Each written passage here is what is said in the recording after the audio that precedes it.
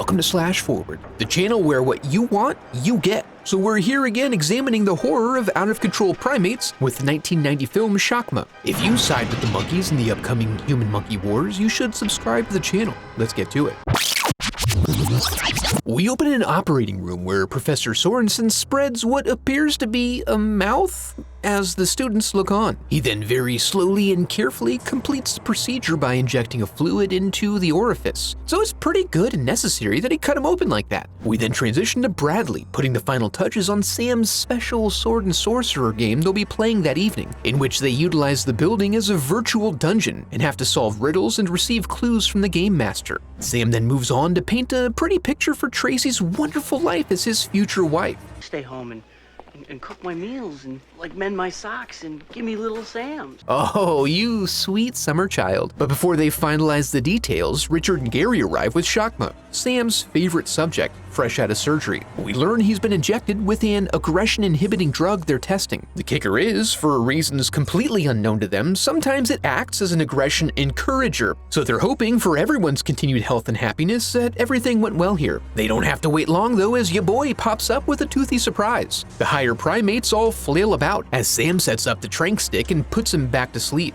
Sorensen responds to the alarm that was set off and gives the bad news that the protocol for failed experiments is death. We then watch as Gary lazily disengages the alarm with a hard shutdown. While back in the lab, Richard's attempts to get into the game so he can burrow up Sorensen's ass distracts Sam enough to cause him to select the wrong tincture from the shelf. So, as they make plans to set Richard up as the dungeon nemesis, Shakma gets a huge dose of something. In the aftermath, we see that Sam has a SAD, and Richard's advice, if he wants to be a successful doctor, is to kill the parts of him that feel empathy. He then demonstrates this by smiling like an absolute maniac as he fills out the paperwork for the dead baboon. Before he can incinerate the body, Sorensen pops in to request it be preserved so he can perform a necropsy the next day. As Richard wraps up, there's a movement from Shakma's hand, which catches his attention. However, Richard is a dumb asshole, and then he's distracted by his girl, Laura, who's disappointed to learn that he's pretty much blowing off a sure thing with her in order to play Fantasy Quest with his buddies. Then Richard's little sister Kim arrives. She'll be acting as the game's princess, and she seems to have eyes for Sam. She chastises him for viewing her as a mere girl, so he steps back to soak in her blooming womanhood. And now that we've worked our way through the maze of contrivances they felt were necessary to set up this otherwise simple plot, we return at nightfall to see things begin to get violent in the monkey pen. But it does appear we still arrived a bit too early, as everyone's sitting around waiting for the final setup so the game can begin. In their boredom, they decide to put a little skin in the game, each putting in $500 for the winner and sealing the deal with a traditional hand smear. Then Richard rolls up and asks Laura to give him a few hours, and then finally checks in with the group. After getting his instructions from the game master, he sets out to finish turning off certain lights and take his first position. Then Sorensen locks the building up tight so no one can escape the game. And then they begin. Let the game begin.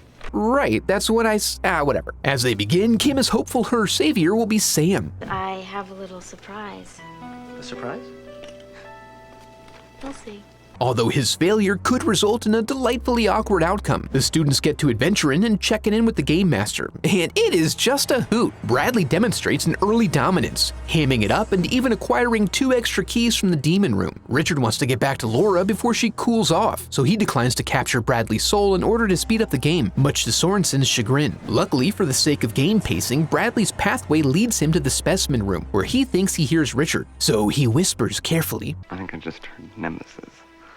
I'm going into the specimen room. Over. Creeping us all out, and then takes a stash of immobilizing crystals for protection. Unfortunately, he ends up in Shakma's realm, and his rage boner provides +10 immunity from immobilizing effects. And in this manner, we lose the best thing about this film so far, Bradley's acting choices. Sorensen decides to ramp up the game difficulty and has Richard switch rooms after swinging through to check on Bradley first. The room seems empty, but then he hears the crackle of a radio and dons his mask for an epic fantasy prank. He's initially concerned that the joke may be on him, however, when he finds a bloody radio, but then the subsequent discovery of Bradley's body indicates this ain't no joke. He makes it to a closet just in time, and while we get a shot clear up Shakma's rosy red ass, Richard whips up an open container of hydrochloric acid. Some may consider this an accident waiting to happen, and they would be correct, as he nearly immediately succumbs to his acid injuries with violent baboon comorbidities. Sam and Tracy meet up and are comparing notes when Sorensen lets him know he's heading down to check on Richard. Despite there being $500 riding on the outcome, Sam decides to take a break, convincing convincing Tracy to join him when he flashes that winning smile, a development that would certainly disappoint Kim as she tarts herself up in the princess suite. Sorensen notices blood on the floor and goes in cautiously, finding Richard on the ground still sizzling. Bafflingly, he goes in with a two-handed breaststroke. Then he touches himself, putting him at risk of being mounted by Shakma, as the pattern created looks like teats. Sure enough, Shakma arrives and they stare each other down. Sorensen is so in awe of the majestic beast that he can't get the door closed before being welcomed into his warm embrace. Sam hears and recognizes the sound of a distressed baboon, but they can't get the elevator moving as it's partially occupied by Sorensen now. So they proceed to the door and carefully enter the floor, now our first human adults who understand the potential danger of the situation. Sam calls out but hears the pitter-patter of little primate feet and manages to duck behind a door and observe as Shakma passes. Gary then enters the stairwell on the 4th floor, but thinking the game is still on, he declines to respond to Tracy's call, wanting to keep all of his clues to himself. This spooks her out of the stairwell to Sam, who's now facing down Shakma, and they retreat back to the stairwell, much to Shakma's annoyance. They then proceed to the 6th floor to find a phone, but all the teachers' offices are locked and the alarm is disengaged from earlier, forcing them to find another way. Down below, Shakma fuels up on Richard's corpse and then follows the sound of the footfalls above. Tracy grabs a high-intensity light strobe, hoping it will buy some time if they run across the beast, and on their way out, they just narrowly miss Gary. They head back down to look for their peers and walk in on Shakma absolutely feasting on Dick. Tracy fires off the light with predictably poor results. Now facing down the rabid baboon, Tracy wishes she had taken Sam up on his offer of going it alone. Sam proceeds very carefully, even though he knows the danger is behind him, and works to free the elevator. After scooting by with Sorensen, they back off, hoping to keep Shakma at bay with another flash. But find the device doesn't work any better the second time. Despite this, they manage to just barely make it back to the stairwell. Wanting to add to his body collection, Sam convinces Tracy to go in and create a distraction so he can pull Dick out. She ventures in and finds the safety of a door, then begins screaming to attract Shakma's attention. The end result is even more monkey-on-door insanity. When he arrives, Sam realizes this was a misplaced effort, and he attempts to distract Shakma to allow Tracy to escape. Shakma, however, is no fool, and he knows this sweet and supple meat is waiting for him back in the hall. So he runs back, destroys their game console out of spite, and then works to get at Tracy,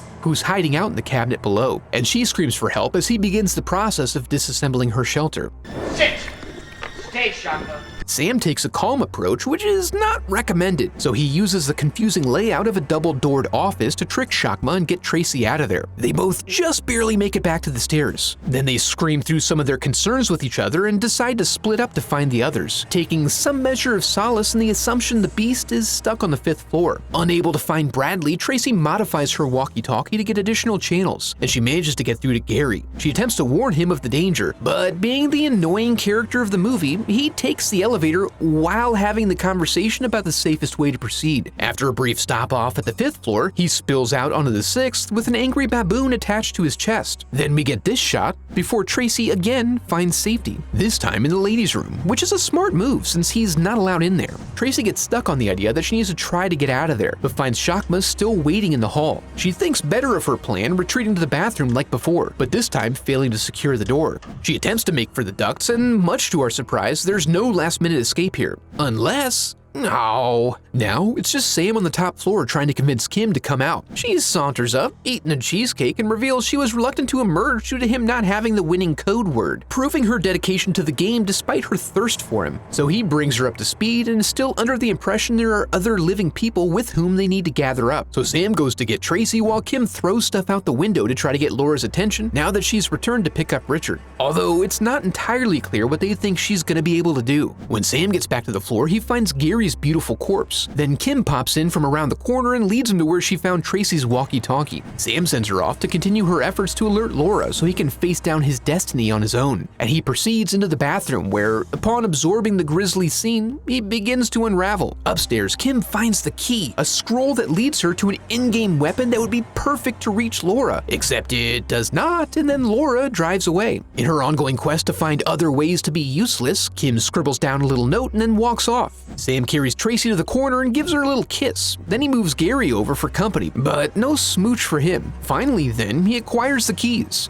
He goes to get Kim, but discovers she's gone to get Richard. In the specimen room, she finds the two corpses and then is leapt upon by Shakma, his bloodlust seemingly unending. As a result, when Sam arrives, he finds himself again mournfully transporting a dead woman. He has the wherewithal to enter Sorensen's office and dial 911, but not enough wherewithal to actually relay any useful information to them. No, he's made a choice now and succumbs to the allure of jungle rules, proceeding through the halls, greedily desiring vengeance against the unfeeling natural world. He sets a little electrical trap, and after peering around the corner at him, Chakma pursues him. When he steps in the puddle, the circuit is closed, giving him a little zap. Sam then pursues his pursuer in a manner that leaves his back vulnerable, which then results in a bloodletting contest of sorts. After this, Sam wanders off to ponder the nature of humanity in a mirror when he's stricken with an idea. He lures Chakma in by disarming himself, giving the presentation of a giant pink jungle fruit with a succulent, fleshy interior. When Chakma goes for it, this is revealed to be a mirror trick, and the monkey finds himself now locked inside the incinerator. As he's turned to ash, Sam stumbles out, surrounded by reminders of man's technological hubris, and he bleeds out, comforted in the knowledge that he won, which doesn't really mean a whole lot if you think about it.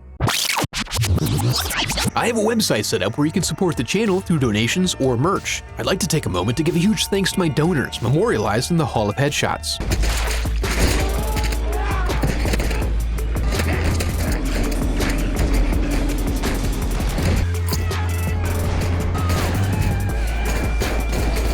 Chakma had its moments. I wish the filmmakers didn't feel like they had to try so hard to set up all the little details up front and make sure that we saw them. It made for a sort of disjointed opening, but then it transitioned to the kind of monkey violence I'm here for. The aggression and size of the baboon was definitely unnerving. If you enjoyed the video, I'd love for you to become a part of the channel by subscribing. Thanks for watching.